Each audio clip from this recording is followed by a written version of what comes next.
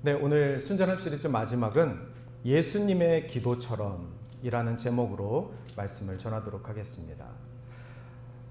지난주에 비가 많이 왔었습니다. 그리고 비가 오는 가운데서도 또 따뜻한 날도 이어졌었습니다. 비가 올 때는 비가 많이 오는가 보다. 그리고 따뜻한 날이 시작되면은 이제 또 봄이 시작됐나 보다. 이렇게 우리는 작은 기대로 한 주를 살게 되는 것 같습니다. 언제 토론토에는 봄이 오는가? 한국 사진을 보니까 한국에는 이미 벚꽃이 피고 지고 아름다운 계절들이 이제 시작된 것 같습니다. 우리 토론토에도 이제 곧 조금 지나면 벚꽃이 곳곳에 필 텐데 비가 많이 오면 그 비를 먹고 또 하나님의 생명들이 또 이렇게 우리에게 큰 기쁨을 줄 거라 생각됩니다. 저는 지난 주일날 교회에 오는 과정 속에 굉장히 어려움이 좀 있었습니다. 그러나 한 주 동안에 이렇게 비도 보고 또 날씨가 따뜻해지고 특별히 수요일마다 이 자리에서 이렇게 기도하는 시간을 통하여서 제 마음 가운데 성령께서 이미 치유하시고 그리고 새 소망을 주시고 또한 기도 가운데 그 가야 될 길들에 대해서 보여주시는 은혜가 저에게 컸습니다. 그래서 정말 사람을 이해할 수 있고 또 사람을 회복시킬 수 있는 것은 벚꽃도 아니고 따뜻한 날씨도 아니고 봄비도 아니고 맛있는 음식도 아니고 기도 자리 가운데 하나님이 주시는 힘과 은혜와 용기인 줄 믿습니다. 그렇게 목사가 기도하고 또 새 힘을 내니까 다시 성도가 보고 싶고 그리고 다시 설교가 하고 싶고 다시 예배 자리가 소망되는 그러한 마음들을 갖게 되었습니다. 그러고 나니까 오늘은 근심 걱정이 사라졌습니다. 저에게 주신 이 간단한 짧은 은혜도 여러분에게 동일하게 있었으면 좋겠습니다. 그 은혜가 기도 자리 가운데 또 기도 시간에 성령께서 역사하실 줄 믿습니다. 지난 8주 동안 우리는 순전함 시리즈 설교를 통하여서 순전한 신앙이 무엇인지 순수한 신앙 말고 정말 순전하게 하나님만 바라보는 그 믿음이 무엇인지를 우리가 길게 달려왔습니다. 너무 길었던 시리즈인 것 같습니다. 정말 너무 오래 걸렸던 것 같습니다. 그러나 그만큼 우리의 신앙의 모습, 정말 순전한 신앙을 찾고자 하는 그 갈망과 그리고 처음 이 시리즈 말씀을 준비하기 전에 저에게 주셨던 그 말씀의 방향과 은혜들을 이겨내라고 정말 이 시리즈 9주 동안 정말 많은 일들이 있었던 것 같습니다.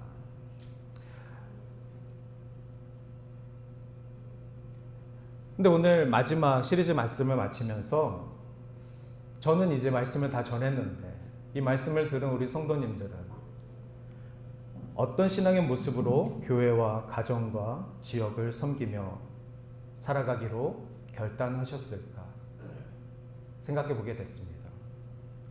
여러분들은 이 시리즈 말씀을 통하여서 여러분에게 순전한 신앙 또 어떤 마음으로 여러분이 속해 있는 교회와 가정과 지역사회를 놓고 기도하기로 작정하셨는지 궁금합니다. 우리는 예수 그리스도의 복음, 곧 사랑의 메시지를 가지고 그것을 실제의 삶으로 나타내며 지역사회로 들어가야만 합니다. 오늘 그래서 제 설교를 이해하기 위해서는 나의 지역사회가 어디인지를 정할 필요가 있습니다. 그리고 나의 역할이 신앙인으로서의 나의 역할이 무엇인지를 발견할 필요가 있습니다. 저는 어렸을 때 쭉 나고 자란 동네가 서울에 있는 충무로라는 지역입니다. 거기서 뛰어놀고 그리고 초등학교, 중학교, 유치원, 고등학교도 근처에 있고 거의 대부분의 어린 시절을 그 서울 중심에 있는 명동 근처에 있는 충무로라는 지역에서 생활했습니다. 그러다 보니까 이제 교회에서 기도 시간에 여러분들의 지역사를 위해서 기도하십시오 라고 이제 목사님께서 기도 제목을 주시면 저는 저희 동네를 위해서 엄청 기도를 했습니다. 어렸을 때부터 자랐기 때문에 어느 집에 누구 형이 살고 있고 어느 집에 몇 식구가 있고 다 알고 있습니다. 심지어 어느 집은 모르는 사람인 것도 알고 있습니다. 몇 년을 살아도 한 번도 인사도 안 하는 모르는 사람도 저희 동네에 살고 있습니다. 그런데 기도 시간에 그 모르는 사람도 저는 기도합니다. 왜요? 저희 지역사회니까요. 이렇게 우리가 태어나고 어린 시절의 추억이 있고 많은 관계성들이 있는 지역을 우리가 지역사회라고 합니다. 고향이라고 하죠. 그런데 그 지역을 놓고 기도할 때는 정말 진심입니다. 정말 하나님께서 나를 이 땅에 보내셨구나. 이 지역에 보내셨구나. 이 지역에 가가호 전도하라고 사명을 주셨구나. 이 말씀이 너무나도 이해가 됩니다. 어느 집에 교회를 안 다니고 어느 집에 어떤 교회를 다는지를 다 알고 있습니다. 그런데 이제 대학교를 다른 지역으로 가고 그리고 신학을 하고 전도사가 돼서 이제 경기도 지역에서 생활을 하면서 목회를 하는 가운데 그때부터는 지역사회를 놓고 기도할 때 제 마음의 순수함이 좀 바뀌었습니다. 정들었던 곳을 떠나니까 근데 내가 현재 있는 이 주소지 그리고 내가 현재 사역하고 있는 이 교회가 놓여있는 이 지역을 놓고 기도할 때 저의 진심이 이게 예전에 어렸을 때 기도하던 진심과 같을까? 제 스스로가 저의 기도의 순수성에 대해서 이 기도의 진실에 대해서 좀 돌아보게 되었습니다. 심지어 군대에 있을 때는 강원도 양구라는 산속에서 2년 동안 있으면서 그 지역사회를 놓고 기도했습니다. 지역에 할머니 2분밖에 안 사십니다. 모든 사람은 다 군인이었고 하지만 보이지는 않지만 어딘가 숨어서 있는 그 군인들을 위해서 저는 기도했습니다. 군종으로 부르셨기 때문에 저의 사명은 기도하는 사명이었습니다. 그리고 밤에 커피 타가지고 소초들 돌아다니면서 커피 나눠주고 기도해주고 그게 제가 그 지역사회를 놓고 했던 사역이었습니다. 그러니 우리가 산속에 들어가도 그곳에 사람이 있으면 복음을 전해야 되는 것이고 우리가 이사를 해도 그곳에 나를 부르신 이유에 대해서 하나님께서 주신 사명을 발견해야 되는 것입니다.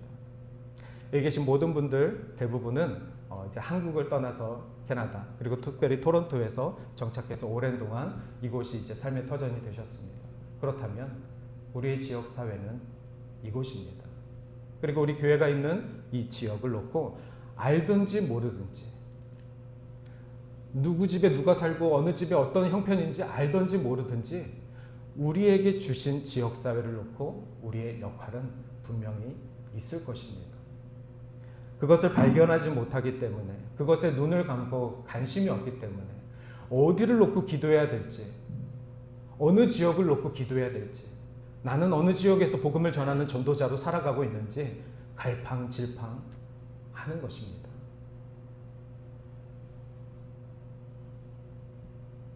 오늘 우리가 살펴본 본문에서 예수님께서 기도하신 내용은 우리가 지역사회로 나아가려는 이 시점에서 우리에게 직접적으로 말씀하십니다. 왜냐하면 이 본문에서 예수님은 믿지 않는 자들을 위해 기도하시기 때문입니다. 더 정확히 말씀드리면 앞으로 믿게 될 사람들을 놓고 기도하십니다.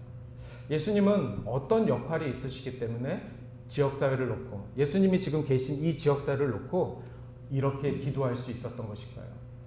구약에는 3가지 직분이 있었습니다. 예언자, 대제사장, 왕. 이 3가지 직분은 이스라엘 사람들에게 아주 중요한 역할이었습니다. 예언자는 하나님의 말씀을 대언하는 자입니다. 하나님의 심판의 메시지를 전달하는 자입니다. 대제사장은 이스라엘의 죄를 하나님 앞에 고백하고 제사를 통하여서 대속제물을 드려주는 그러한 역할입니다. 그리고 왕은 하나님께서 이 땅을 통치하시는 나의 하나님이심을 나타내는 상징입니다. 처음엔 이스라엘은 왕이 없었죠. 하나님이 왕이십니다. 그런데 정확하게 예수님이 오신 뒤로 하신 사역들이 바로 예언자, 대제사장, 그리고 왕이십니다. 여러분, 예수님이 누구이십니까? 라고 생각하셨을 때 유대인들에게, 그리고 구약의 신학에 익숙한 사람들에게 예수님을 표현하기 위해서 예수님은 예언자와 같은 역할을 하십니다. 하나님의 말씀을 대언하시잖아요. 그리고 대제사장 같은 사역을 하십니다. 우리의 죄를 위해서 대속제물이 되셨으니까요. 그리고 예수님은 우리의 왕이십니다. 예수님이 하나님이시니까요. 이 역할에 대해서 분명하게 알아야지만 예수님이 누구이신지 우리는 깨달을 수 있는 것입니다. 그런데 오늘 예수님이 기도하십니다. 오늘 예수님이 기도하신다라는 말씀을 전해드리고 싶은데, 기도하신다라는 것은 왕이 기도하는 거 아닙니다. 예언자가 기도하는 거 아닙니다. 예수님의 대제사장적 역할이 바로 기도하는 역할입니다. 우리는 대제사장은 아닙니다. 하지만 베드로전서에서 우리에게 말씀하십니다. 우리는 왕 같은 제사장이라. 저와 여러분은 부름받았고 예수님처럼 왕 같은 대제사장으로 부름받은 자들입니다. 그러니 예수님께서 우리를 위해서 기도하신다는 것은 바로 대제사장적 역할을 하신 것입니다.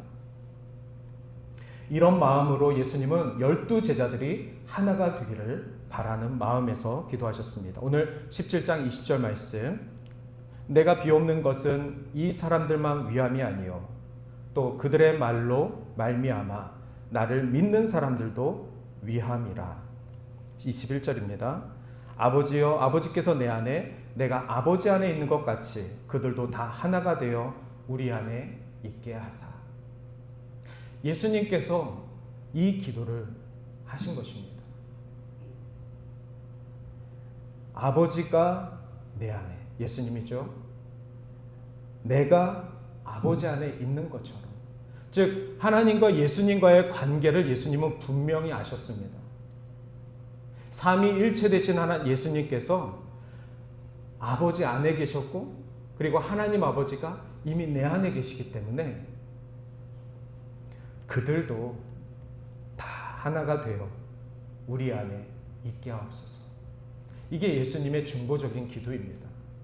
여러분, 우리가 하나가 되어야 합니다.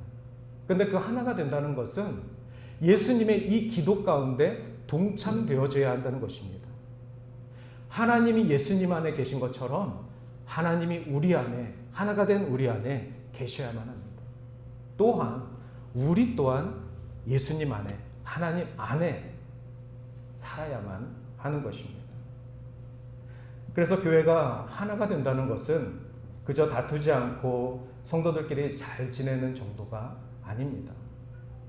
이미 여러분들 많은 교회를 경험해 보셨을 텐데 그 많은 교회들이 다툼이 없었습니까? 제가 한국에서 있었던 교회 중에는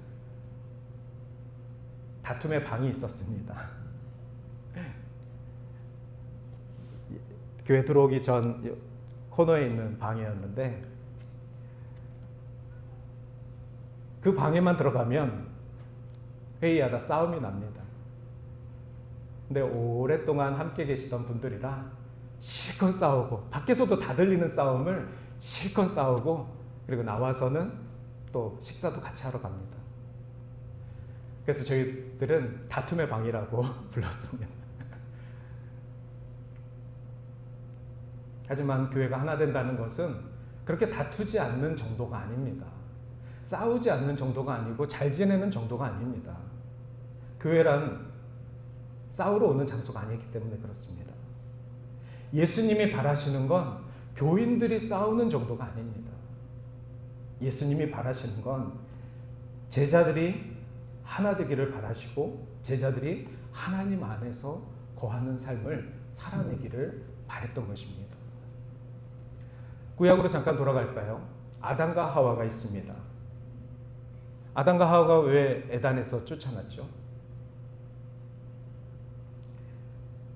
둘이 싸웠습니까? 태초에 부부싸움 하셨습니까? 서로 옳다고 주장만 했나요? 창세기 3장 5절에 보면은 눈이 밝아져 하나님과 같이 되었다라고 되어 있습니다. 뱀의 유혹에 넘어가서 눈이 밝아져 그들이 하나님과 같이 되고자, 이것이 에덴에서 쫓겨난 이유입니다. 선과 악을 구별하는 그 열매를 먹으면 마치 하나님처럼 될 줄 알고 유혹된 것입니다. 하나님처럼 되고 싶은 것이 바로 인간의 죄입니다. 그러니 아담과 하와가 싸워서 쫓겨난 것이 아니라 아담과 하와가 하나님의 동산 안에서 하나님처럼 되려고 했기 때문에 쫓겨난 것입니다. 그것이 인류의 첫 번째 죄이고, 끊임없이 모든 사회와 모든 국가와 모든 가정과 모든 교회에서 하나님을 대신하려고 하는 상황들 속에 싸움보다 더 무서운 죄가 형성되는 것입니다. 오늘 요한복음 17장에서 예수님은 여러분들을 위해 기도하셨습니다. 내가 비옵는 것은 이 사람들만이 아니요 또 그들의 말로 말미암아 나를 믿는 사람들도 위함이니 아버지여 그들도 다 하나가 되사 우리 안에 있게 하사, 다음 절, 세상으로 아버지께서 나를 보내신 것을 믿게 하옵소서. 예수님은 여러분들을 위해서 이 기도를 하셨습니다. 우리는 수도 없이 우리의 가정사를 이야기하죠. 수도 없이 우리의 약점들을 이야기하죠. 수도 없이 우리의 소원을 이야기하죠. 그러나 예수님께서 처음부터 우리를 위해서 기도하신 것은 우리가 하나님과 하나 되고 우리가 우리 안에 모임 안에 하나가 되기를 기도하셨는데, 그 기도가 너무나도 놀라운 기도인 것입니다. 대제사장적 기도입니다. 말씀드렸죠? 대제사장은 백성들의 죄를 대신 회개해 드리는, 죄를 용서를 구하는 매개체였습니다. 하지만 예수님이 오신 뒤로는 더 이상 대제사장을 통하여서 우리의 죄를 구할 필요가 없습니다. 용서를 받을 필요가 없습니다. 오직 대제사장의 역할을 하신 예수 그리스도의 그 대속제물을 통하여서 우리가 이미 구원을 받고 그 십자가를 의지하는 모든 자들에게 하나님께서 구원의 그 기쁨을 주셨기 때문에 그렇습니다. 또한 예수님은 자신의 양들의 음성을 안다라고 말씀하셨습니다. 누가 여러분들을 제일 잘 아시겠습니까? 저는 여러분들을 알아가려고 많이 노력했습니다. 하지만 이제 4년이 지났는데 또 다른 4년이 온들 우리 예수님이 여러분들을 아는 만큼 제가 감히 알 수 있겠습니까? 예수님이 저와 여러분을 아는 만큼 이 세상에 어느 누가 우리를 알아주겠습니까? 그렇다면 우리를 제일 잘 아시는 예수님께, 우리를 안다라고 말씀하시는 그 예수님께, 우리의 음성을 구분하시는 그 예수님께 우리는 기도할 수밖에 없습니다. 사람을 의지하는 것이 아니라, 사람에게 기대하는 것이 아니라 하나님께서 보내주신 우리의 주님께서 우리를 안다라고 말씀하시며, 오늘 이 기도가 언제 이루어졌냐? 예수님께서 십자가에 못 박혀 죽으시는 전날 밤, 내가 이 땅에 태어나 십자가형을 억울하게 당하는 그 현장 속에서 나를 위해서 기도해도 모자를 그 촉박한 죽음을 향해 달려가는 그 시간 속에 예수님은 우리들을 위해 기도하셨다는 것입니다. 그러니 예수님이 우리를 알고 우리를 되찾으신, 죄인으로부터 그 구원의 삶을 되찾으신 것은 자신의 십자가의 고통과 바꾸신 것입니다. 저는 그래서 오늘 말씀을 3가지로 정리를 하고자 합니다. 교회는 싸움터가 아닙니다.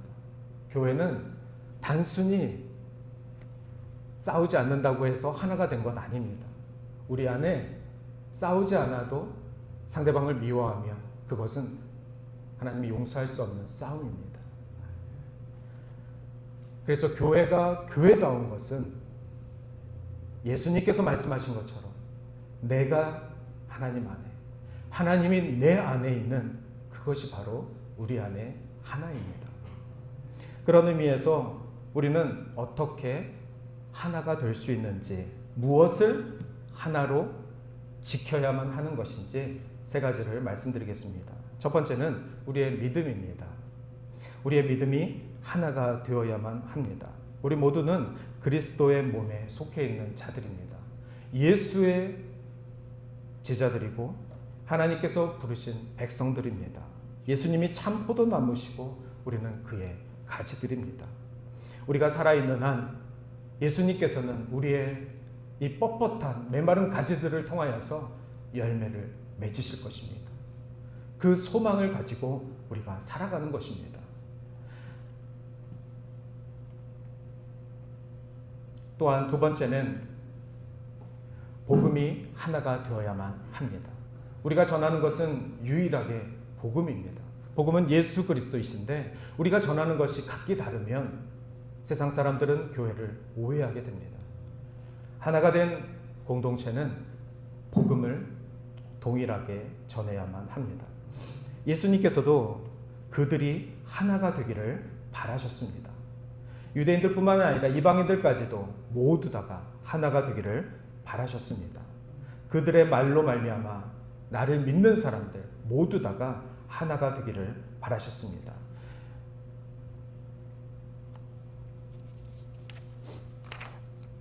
이렇게 하나가 드러날 때 세상이 복음으로 세상은 복음이 하나님께로부터 온 것임을 교회를 통하여 알게 될 것입니다. 모든 교회가 특히 우리 지역에 있는 교회들이 같은 복음을, 같은 예수를 자랑하고 증거했으면 좋겠습니다. 마지막으로 우리가 하나가 되어야 될 것은 바로 우리 삶의 증거입니다. 열매입니다. 신앙의 연수에 따라서 우리 각기 다른 달란트가 있습니다. 또한 갈급한 심령인들에 따라서 각기 다른 역할들이 있습니다. 우리의 삶으로 보여지는 많은 것들이 다른 옷을 입고 다른 색깔을 갖는 경우들이 있습니다. 그러나 우리가 드러내는 증거는 같아야만 합니다. 그 증거는 바로 성령께서 역사하시는 것인데 성령께서 주시는 그 다양한 은사와 성령의 역사들을 우리가 하나 되게 나타내야만 합니다. 오늘 22절 말씀, 내게 주신 영광을 내가 그들에게 주었사오니 이는 우리가 하나 된 것 같이 그들도 하나가 되려 하려 함이니라. 예수님께서는 삼위일체 하나님으로 끊임없이 하나님과 성령님과 하나임을 고백하셨습니다. 또한 예수님이 하나님과 성령님과 하나인 것처럼 제자들이 하나님과 예수님과 성령님과 하나 된 삶을 살기를 구하셨습니다. 23절에 보시면은 곧 내가 그들 안에 있고 아버지께서 내 안에 계시어 그들로 온전함을 이루려 하나가 되려 함은, 끊임없이 우리가 영광을 나타내야 될 분이 바로 하나님이시고 또한 우리 삶의 증거를 통하여서 그것이 바로 하나님께 영광이 되는 삶을 살아내야 한다는 것입니다. 과거의 원수였던 사람들까지도 하나가 되는 모습, 그 모습을 통하여서 오직 하나님만이 영광을 받으실 수 있는 것입니다. 과거에 미워하셨던 분이 계십니까? 스스로는 아무리 생각해도 그 사람을 용서할 수 없는데 오늘 이 예배 가운데 하나님께서 그 사람이 생각나게 하시거든. 예배 가운데 성령을 의지하여서 하나님께 그분을 용서할 수 있는 용기와 믿음과 사랑을 내 안에 넘쳐나게 해달라고, 메마른 나의 사랑을 주님께서 다시 재생시켜달라고 간절히 기도할 수 있는 그것이 바로 우리의 예배입니다. 이 예배를 통해서 하나님이 영광 받으시는 것은 바로 그 한 죄인이 회개하고 이웃과 용서를 구하고 하나님 앞에 온전한 모습으로 순전한 모습으로 나아갈 때 그 예배를 하나님이 받으시는 것입니다. 수많은 오케스트라가 하나님을 예배하는 것이 아닙니다. 한 명의 죄인이 주께 돌아올 때 그 예배를 받으시는 하나님을 오늘 우리 동산 가운데에도 동일한 역사가 일어날 줄 믿습니다. 그래서 마음이 하나요, 뜻이 하나요, 사랑이 하나요, 이 모든 것이 하나가 되는 저와 여러분이 되기를 바랍니다. 우리가 순전한 시리즈, 이 시리즈는 순전한 기독교라는 C.S. 루이스의 책을 통하여서 제가 9주 동안 신앙의 그 챕터들을 설교로 만든 것인데, 그 C.S. 루이스가 마지막에 이렇게 얘기합니다. 하나님은 내가 선하기 때문에 나를 사랑한 것이 아니라 나를 사랑하시기 때문에 나를 점차 더 선하게 만들어 가시는 것입니다. 여러분, 우리가 착해서 하나님이 부르지 않으셨습니다. 하나님이 우리를 부르셨기 때문에 우리가 주 안에서 하나님의 선함을 전하며 누리며 노력하며 하나됨을 지켜내는 것입니다. 그것이 우리 삶의 하나님의 영광이 드러나는 것입니다. 저는 우리 성도님들이 주 안에서 행복하셨으면 좋겠습니다. 우리 성도님들이 주 안에서 나를 부르신 소명과 나의 신앙의 색깔이 분명하셨으면 좋겠습니다. 그리고 여러분들을 통해서 우리 하나님의 그 영광이 이 지역 사회 가운데 전달되고 드러나기를 주님의 이름으로 축원합니다. 이 시간 우리 함께 기도하겠습니다. 우리 오래된 복음성가인데 마음이 어렵고 괴로울 때 주님 예수님을 생각합니다. 이 후렴절에 보면 예수님처럼 기도하길 원해요. 예수님처럼 기도하길 원해요. 이 가사가 저와 여러분의 결단의 기도의 제목이 되길 바랍니다.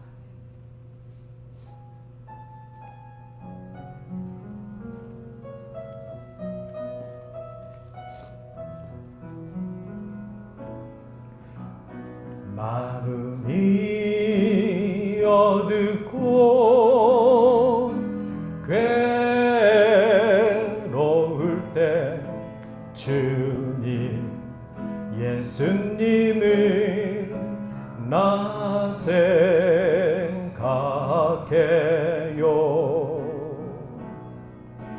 머리 들고 조차 없으시던 혼자 기도하시던 주님 생각해요.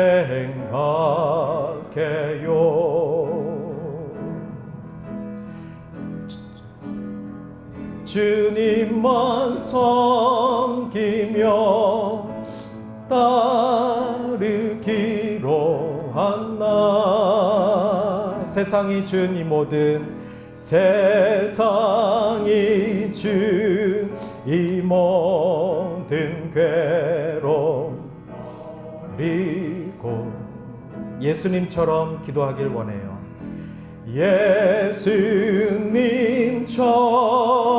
예수님처럼 기도하기를 원해요.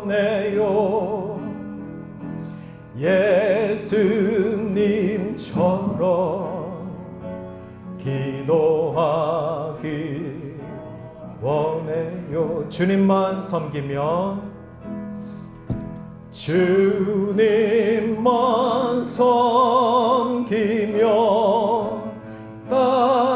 따르기로 한 나 세상이 주니 모든 괴로움 버리고 예수님처럼 기도하길 원해요. 예수님처럼 기도하기를 원해요.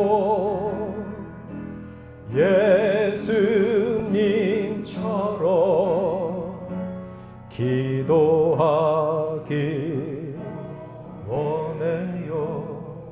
이 시간 우리 함께 기도하겠습니다. 성령 하나님, 이 시간 예수님처럼 기도하길 원합니다. 주님 안에서 주와 하나가 되며 주님이 우리의 삶 가운데 함께 하시니 그 믿음으로 살아갈 수 있도록 도와주시옵소서. 주 안에서 하나가 되는 교회가 되게 하시고